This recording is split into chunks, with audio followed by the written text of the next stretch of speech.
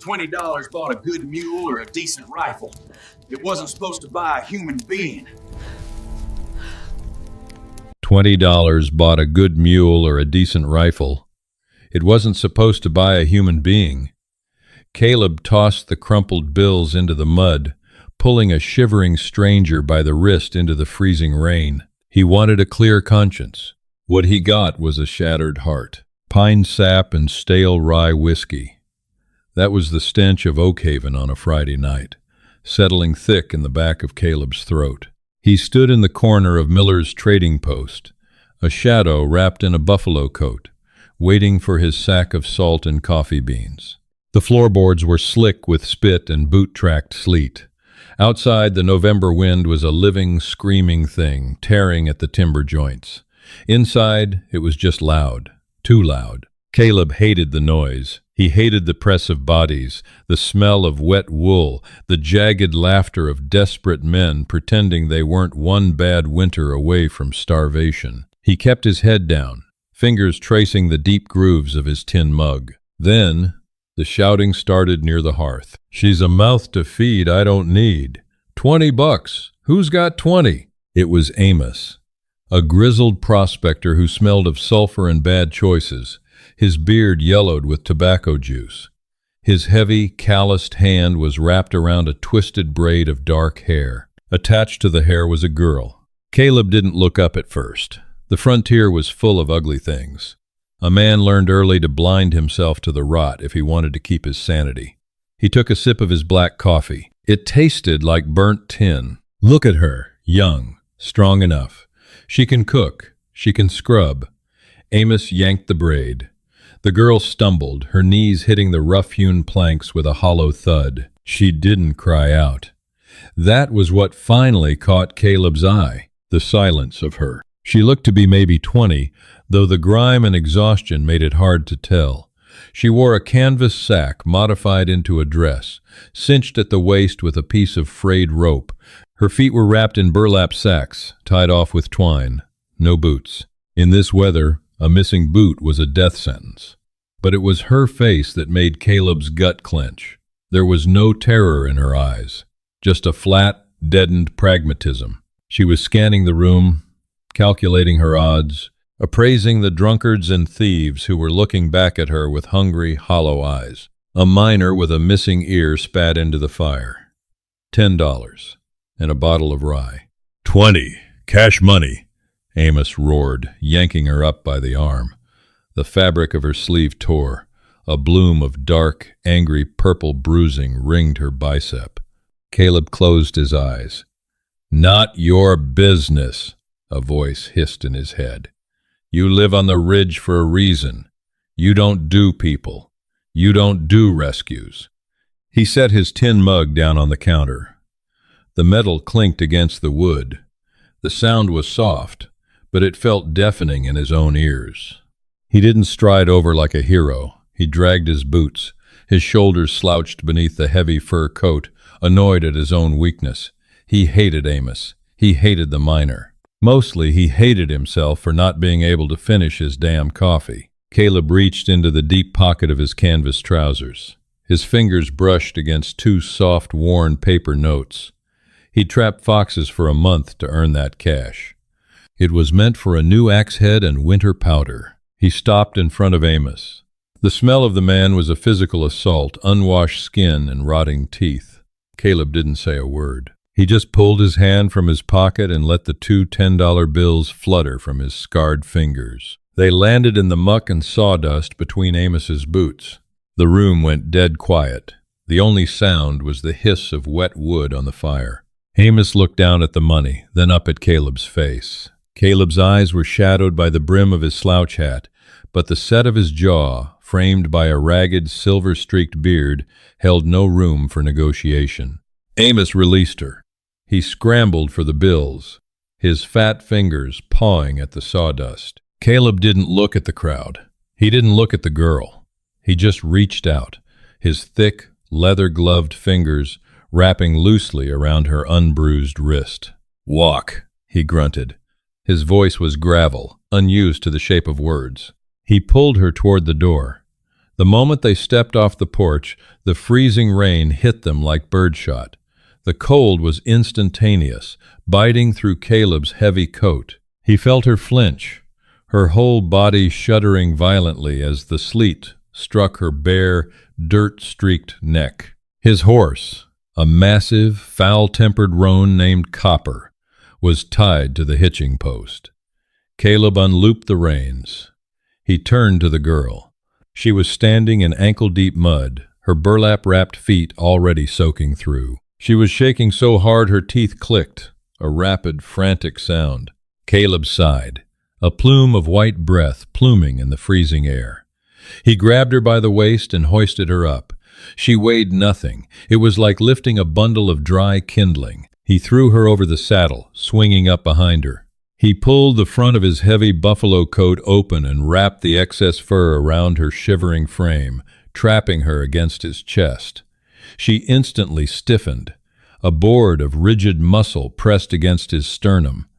She didn't lean into his warmth. She endured it. He spurred the horse. They rode up the mountain in absolute silence. The trail a treacherous ribbon of black mud and slick stone. The scent of her drifted up to him, lye soap, old sweat, and a metallic tang he recognized instantly. Dried blood. Caleb stared out at the jagged pines, tearing at the gray sky. What the hell had he just done? He didn't have enough food for two. He didn't have the patience for a companion. He was a man who preferred the company of timber wolves. Now he had a half-frozen, battered woman sitting in front of him, bought for the price of winter ammunition. The cabin sat in a notch on the ridge, built into the side of the mountain like it had grown there from the rock. By the time they arrived, the sun had died, leaving behind a bruised, ink-stained twilight. Caleb slid off the horse and reached up, pulling the girl down. Her legs gave out the moment her feet hit the frozen earth. Caleb caught her by the shoulders, his grip tight enough to hold her up, loose enough not to bruise. He kicked the heavy oak door open and pushed her inside. The air in the cabin was stale and freezing, smelling of cold ash and cured venison. Caleb didn't speak. He walked straight to the hearth, striking a match against a stone. The sulfur flared, casting sharp, dancing shadows across the rough-hewn logs. He piled dry moss and kindling, nursing a flame until the split oak caught and began to crackle. He turned. She hadn't moved from the doorway. She stood, dripping onto the floorboards. In the firelight, he could finally see her face. Sharp cheekbones, chapped lips cracked and bleeding at the corners. Her eyes were a pale, washed-out gray, like the sky right before a blizzard. They were tracking his every movement, watching his hands, watching his boots. Caleb moved to the iron stove, grabbed a heavy wool blanket off a peg and tossed it at her. "Wrap up," he muttered, his voice scraping against the silence of the room. She caught the blanket, her knuckles white and split with frost. But she didn't wrap it around herself. She just clutched it to her chest, her shoulders hunched. Caleb ignored her. He took off his hat, hanging it on a nail. He moved mechanically. Fill the iron kettle from the water bucket. Swing the crane over the fire. Open the tin of jerky. Throw 2 tough strips onto the wooden table. He didn't offer to tend to her feet. He didn't offer a soothing word. He didn't know how. He pointed a scarred finger at the jerky. "Eat." She slowly walked over to the table. She didn't sit in the chair. She stood, staring down at the dried meat. Her hand hovered over it, trembling. She looked from the meat to Caleb. Her gray eyes narrowed, analytical. "Go on," he said, pulling a bottle of amber liquid from a shelf. He popped the cork with his thumb and took a long, burning swallow. The whiskey tore down his throat, a familiar, numbing fire. The girl picked up a piece of jerky. She tore into it with a sudden animal ferocity, barely chewing before swallowing. It was hard to watch. It made Caleb's chest ache in a dull, forgotten way.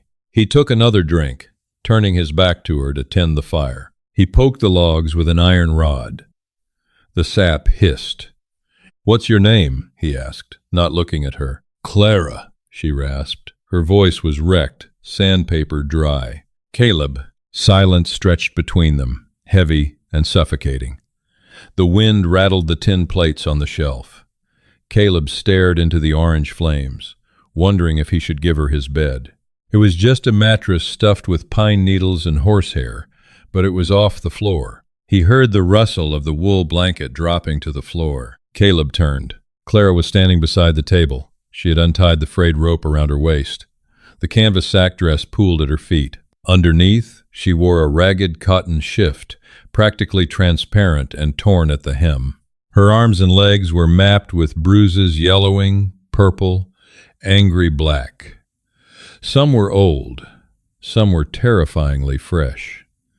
Caleb froze. The bottle slipped slightly in his grip. "What are you doing?" She didn't try to cover herself. She stood perfectly straight, though her whole body was vibrating with cold and adrenaline.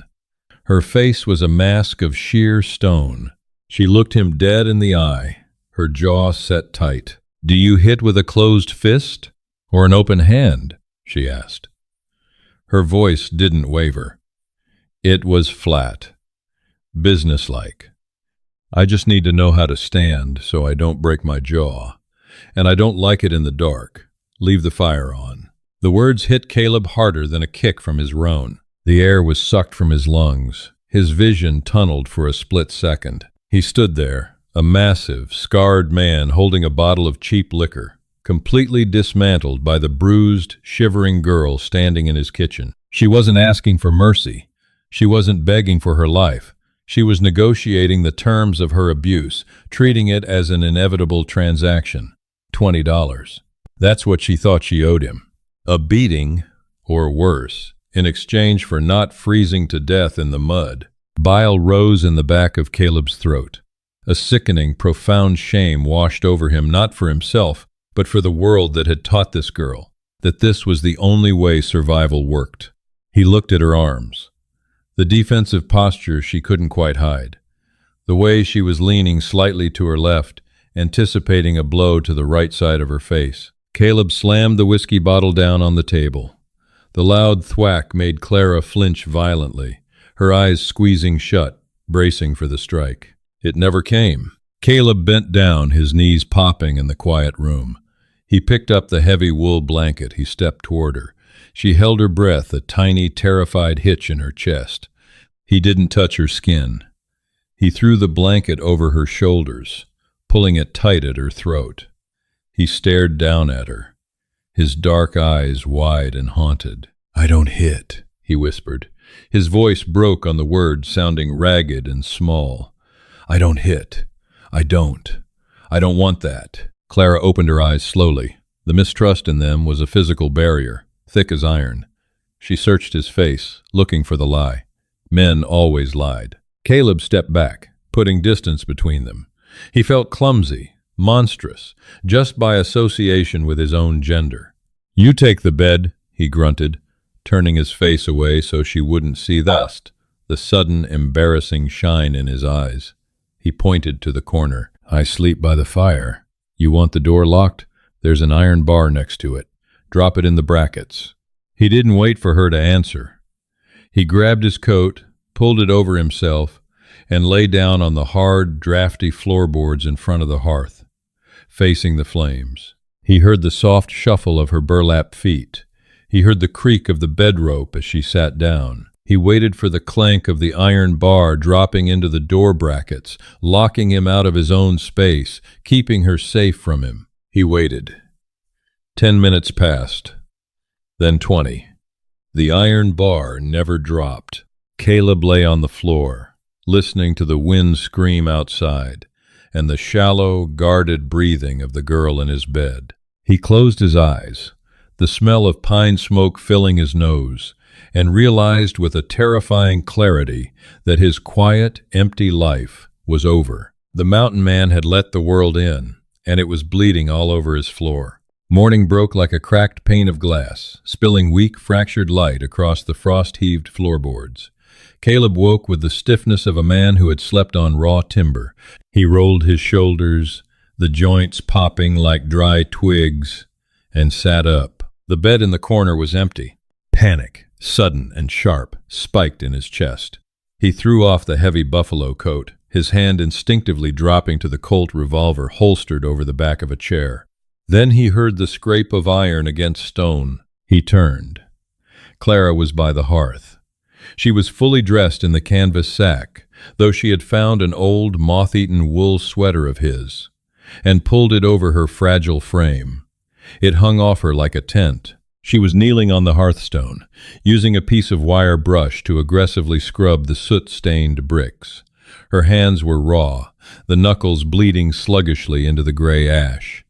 "Stop," Caleb croaked, his voice thick with sleep. She flinched, her shoulders jumping up toward her ears, but she didn't stop scrubbing.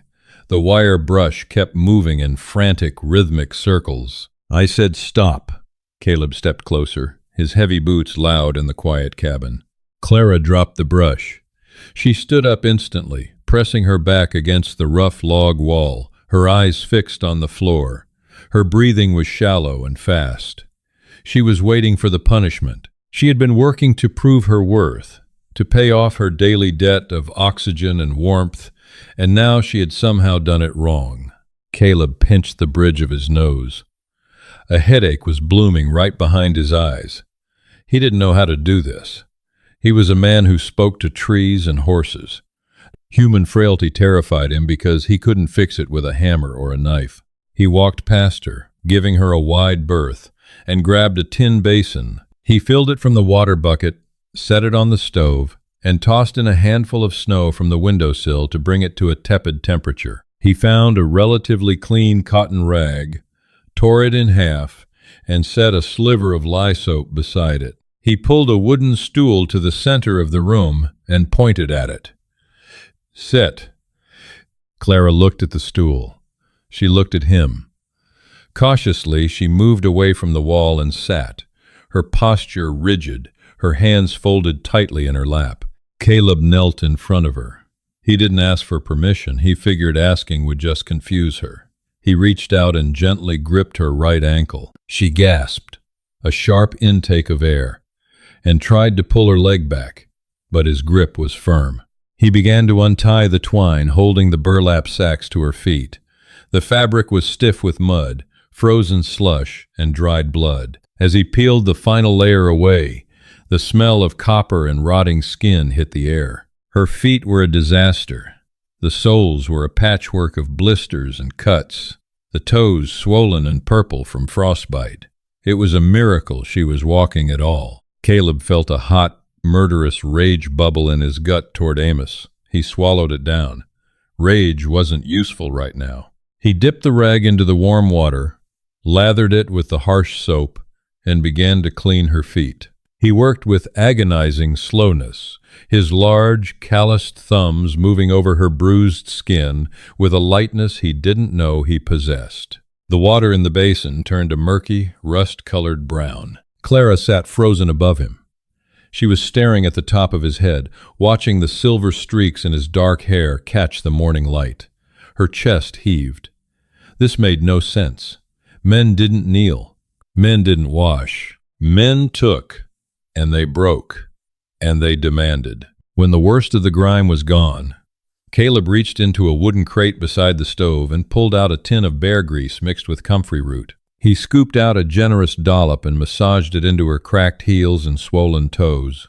The ointment smelled strongly of earth and mint. "It'll burn for a minute," he muttered, his eyes focused entirely on his task. "Then it'll numb." He felt a wet drop hit the back of his hand. Caleb paused. He looked up. Clara's face was still a mask of stone, but tears were spilling silently over her lower lids, cutting clean tracks through the dust on her cheeks. She wasn't sobbing. Her face hadn't even contorted. She was just leaking, as if a dam had cracked deep inside her chest. "Don't do that," he said, his voice softer than he intended. "I don't know what you want," she whispered. The rawness in her voice was devastating. "You spent $20. You want me to cook? I'll cook. You want me in your bed? I'll go. But don't trick me. Don't be kind so it hurts more when you finally hit me." Caleb sat back on his heels. He wiped his greasy hands on his canvas trousers. He looked at her, really looked at her, seeing the years of accumulated brutality etched into a girl who hadn't even lived a quarter of a century. "I didn't buy a slave, Clara," he said, his voice gravelly and low. "I bought you away from a monster. That's it. You don't owe me a damn thing. When the spring thaw comes, you can take my horse and ride down to the valley. You can go wherever you want. But until the snow melts, you're stuck here. And in this cabin, we don't scrub floors before the coffee is made, and we wear boots." He stood up, walked to a chest in the corner, and pulled out a pair of worn, fleece-lined leather boots. He tossed them at her feet. They were 3 sizes too big, but they were warm. "Put 'em on," he grunted, turning his back to her to fiddle with the coffee grinder. "Then you can chop the potatoes." Behind him, he heard the soft rustle of leather. He heard her slide her feet into the boots. And for the first time since she had walked into Miller's trading post, he heard her let out a long, shuddering exhale that sounded suspiciously like relief. By January, the mountain was a tomb of white. The snowdrift swallowed the lower window panes, sealing them inside a claustrophobic world of boiling beans, damp wool, and wood smoke. The silence between them had shifted. It wasn't the suffocating quiet of prey and predator anymore. It was the rhythm of a shared existence. Clara hummed a low, gravelly vibration in her throat while patching his shirts. She had filled out, the hollows of her cheeks softening, the bruises fading to yellow memory. Caleb found himself splitting extra firewood just to linger by the window, watching the firelight catch her dark braid. It was a terrifying, fragile piece. It shattered on a Tuesday afternoon. Out in the lean-to, Copper let out a frantic, high-pitched squeal, his heavy hooves slamming against the timber rails. Caleb dropped his skinning knife. He wiped his greasy hands on his canvas trousers and stepped out into the biting wind. 2 riders crested the ridge, chest deep in the powder. Amos, wrapped in a foul-smelling sheepskin coat, and the one-eared miner, Silas, resting a Winchester across his saddle horn. They had tracked the $20. Amos was stupid, but starvation made men persistent. "Well now," Amos spat, a stream of black tobacco juice staining the pristine snow. "Cozy nest you got, mountain man? We figured a fella throwing cash in the mud might have some charity to spare.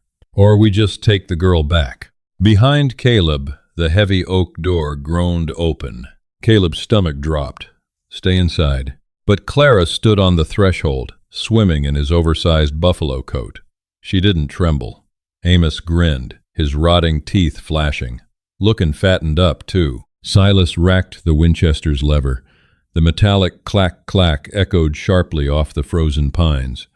"Step aside," Silas said. Caleb's heavy revolver was inside on the chair. He only had the short hunting blade on his belt.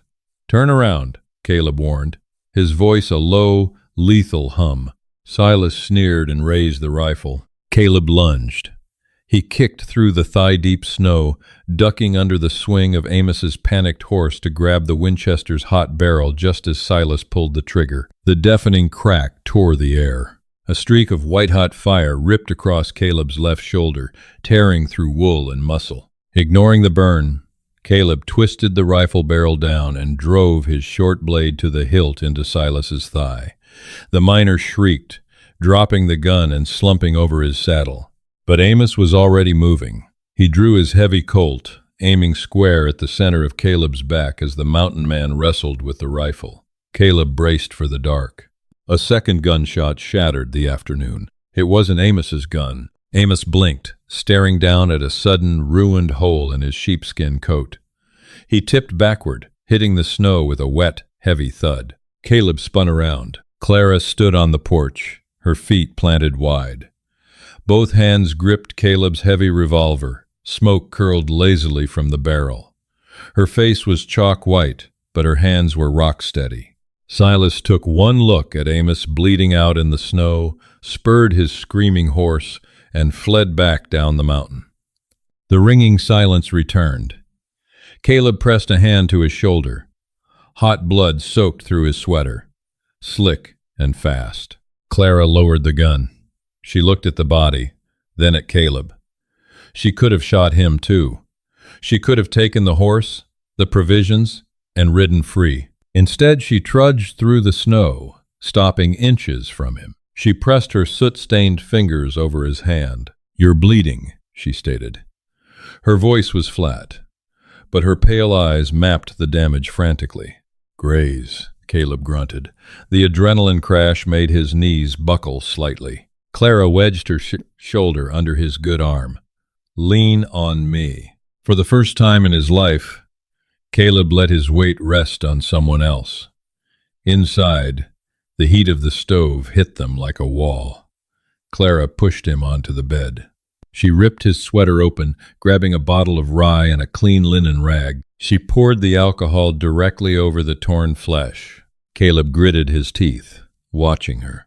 Her hands were precise, unbothered by the gore. "You didn't run," he managed to say, the words tasting like copper. She tied off the bandage tightly, then sat back on the edge of the mattress. She looked at the blood on her hands, then up at his face. The defensive, hollowed-out girl from the trading post was gone. In her place was something forged in iron and winter wind. "Spring thaw is still a long way off, Caleb," she murmured, a faint, genuine smile touching the corners of her cracked lips. "Besides, who's going to make the coffee?" Caleb reached out with his good hand. His rough, calloused fingers brushed her cheek. She didn't flinch. She closed her eyes and leaned into the touch. If this story of raw survival, redemption, and unexpected love on the brutal frontier struck a chord with you, don't let the journey end here. Hit that like button to support the channel. Share this tale with fellow fans of gritty historical drama, and subscribe for more immersive, deeply human storytelling. Drop a comment below. Would you have stayed like Clara or ridden into the unknown? Join our community and never miss a story. Hi, my name is Fam Man, the owner and manager of Sunrise Ruthless Love. After watching the video, he bought a girl for $20, but what she asked next broke the mountain man's heart. I'd really like to know what you think. How did this story make you feel? For me, the hardest part of the story was realizing how deeply fear and pain can shape the way someone sees kindness. Clara wasn't looking for love or comfort anymore. She was just trying to survive one more day. And Caleb, in his quiet way, showed that real care is often patient, steady, and proven through actions instead of words. Do you think Clara would have ever trusted anyone again if Caleb hadn't stepped in that night? And could you imagine opening your heart after surviving that kind of life? Sometimes even small moments of compassion can change the direction of someone's future more than we expect. If this story stayed with you too, I'd love to hear your thoughts in the comments. And if you enjoy these grounded mountain stories, feel free to like and subscribe for more.